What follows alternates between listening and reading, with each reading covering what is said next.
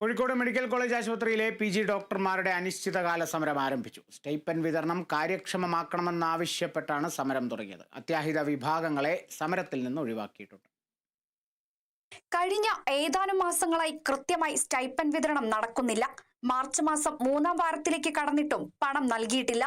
ഈ സാഹചര്യത്തിലാണ് PG വിദ്യാർത്ഥികൾ അനിശ്ചിതകാലത്തേക്ക് സമരം ആരംഭിച്ചത്.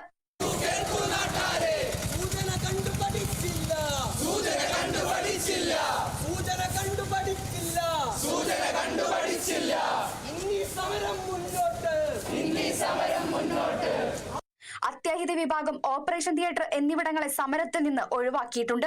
അവശേഷിക്കുന്ന 400 വിദ്യാർത്ഥികളും ഡ്യൂട്ടിയിൽ നിന്ന് വിട്ടുനിൽക്കുകയാണ്. കുറേ ദിവസങ്ങളായ ഇതിൻ്റെ ചർച്ചയിലാണ്. 10-ാം തീയതി മുതൽ നമുക്ക് 6-ാം തീയതിക്കുള്ളിൽ സ്റ്റൈഫൻഡ് ക്രെഡിറ്റ് ആകേണ്ടതാണ്.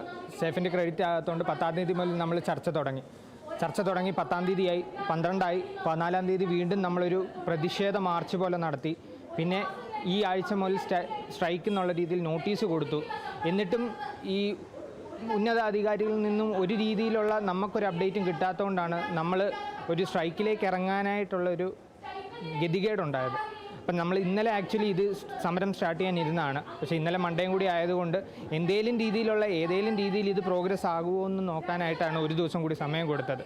ജനങ്ങളുടെ ഒരു ആവശ്യം കൂടി മുൻനിർത്തിക്കൊണ്ടാണ് ഒരു ദിവസം കൂടി സമയം കൊടുത്തത്. പക്ഷേ ഇന്നലെ വൈകിട്ടായിട്ട് പോലും നമുക്കതിലൊരു അപ്ഡേറ്റ് ഇല്ലെങ്കിൽ നമ്മുടെ സ്റ്റൈഫൻഡ് ക്രെഡിറ്റ് ആകാത്തതുകൊണ്ടാണ് നമ്മൾ ഈ സമരം എന്നുള്ള രീതിയിൽ മുന്നോട്ട് പോയത്.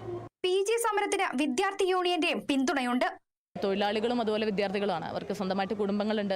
അപ്പോൾ കുടുംബത്തെ അവരുടെ വ്യക്തിപരമായിട്ട് വിദ്യാഭ്യാസ ചിലവുകൾ ഏറ്റെടുക്കേണ്ടതുണ്ട്, കുടുംബത്തിൻ്റെ ചിലവുകൾ ഏറ്റെടുക്കേണ്ടതുണ്ട്. അപ്പോൾ ആകെയുള്ള വരുമാനം എന്ന് പറയുന്നത് അവരുടെ ഈ മാസം ലഭിക്കുന്ന സ്റ്റൈപ്പൻഡാണ്. അപ്പോൾ അത് ഡിലേ ആയി കഴിഞ്ഞ് കഴിഞ്ഞാൽ കൃത്യമായിട്ട് അവരുടെ എല്ലാ സാമ്പത്തികമായിട്ടുള്ള എല്ലാ കാര്യങ്ങളെയും താളം തെറ്റുന്ന ഒരവസ്ഥയാണുള്ളത്. അപ്പോൾ അതും അധികൃതരത് മനസ്സിലാക്കേണ്ടത് വളരെയധികം പ്രധാനപ്പെട്ടതാണ്. ഇതേ ഒരു അവസ്ഥ കഴിഞ്ഞ വർഷം ഉണ്ടായതാണ് കാലിക്കറ്റ് മെഡിക്കൽ കോളേജിൽ. ഇപ്പോൾ മറ്റൊരു മെഡിക്കൽ കോളേജിലൊക്കെ ലഭിച്ചു എന്നാണ് നമ്മൾ മനസ്സിലാക്കുന്നത്. പക്ഷേ കാലിക്കറ്റ് മെഡിക്കൽ കോളേജിൽ കഴിഞ്ഞ വർഷം ഈ ഒരു ഡിലേ ഉണ്ടായിരുന്നു.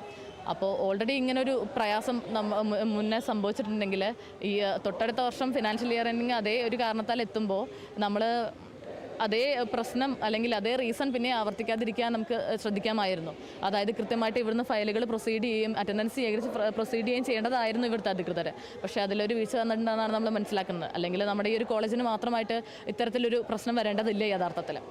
സാമ്പത്തിക വർഷാവസാനമായതിനാലാണ് സ്റ്റൈപ്പൻഡ് വിതരണത്തിൽ താമസം നേരിടുന്നതെന്നാണ് കോളേജ് അധികൃതരുടെ വിശദീകരണം. ഡോക്ടർമാരുടെ കുറവുള്ള സമയത്താണ് PG ഡോക്ടർമാരുടെ പണിമുടക്ക് നടക്കുന്നത്. ഇത് വരും ദിവസങ്ങളിൽ രോഗികളെ വലച്ചേക്കും. Kerala vision news, Kozhikode.